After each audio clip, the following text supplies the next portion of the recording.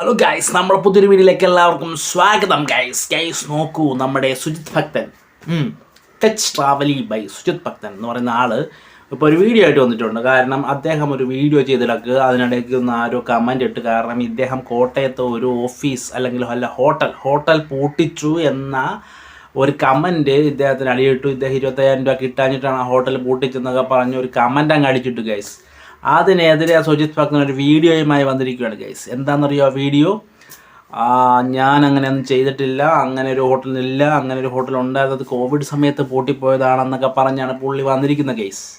എന്താണ് ഇതിനകത്ത് ചേതോവികാരമെന്നറിയാവോ? അദ്ദേഹം സന്തോഷ് ജോർജ് കുളങ്ങരയെ പോലെ അല്ല എന്നൊരു കമൻറ്റ് അതിനടി വിളിച്ചിട്ടുണ്ട്. അപ്പോൾ സന്തോഷ് ജോർജ് കുളങ്ങരയും മറ്റേ സുജിത് ഭക്തനും തമ്മിലുള്ളൊരു കമ്പാരിസൺ വീഡിയോയാണ് ഇതിനകത്ത് വന്നിരിക്കുന്നത്.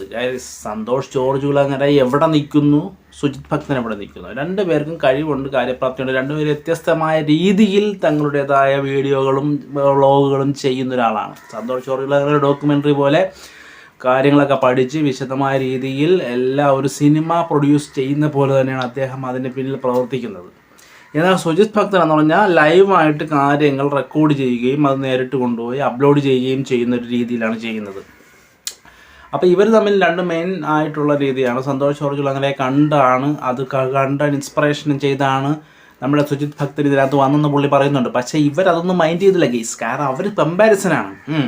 ഇദ്ദേഹം എന്ത് ചെയ്തു, അദ്ദേഹം എങ്ങനെ ചെയ്യുന്നു, സന്തോഷ് ജോർജ് കുളങ്ങര ഇത് ചെയ്യുന്നു, സന്തോഷ് ജോർജ് കുളങ്ങര അത് ചെയ്യുന്നു എന്നൊക്കെ പറഞ്ഞാൽ ഇവർ വന്നിരിക്കുന്ന കമൻ്റ് ഇട്ടാകെ മാറ്റിയിരിക്കുകയാണ് ഗെയ്സ്.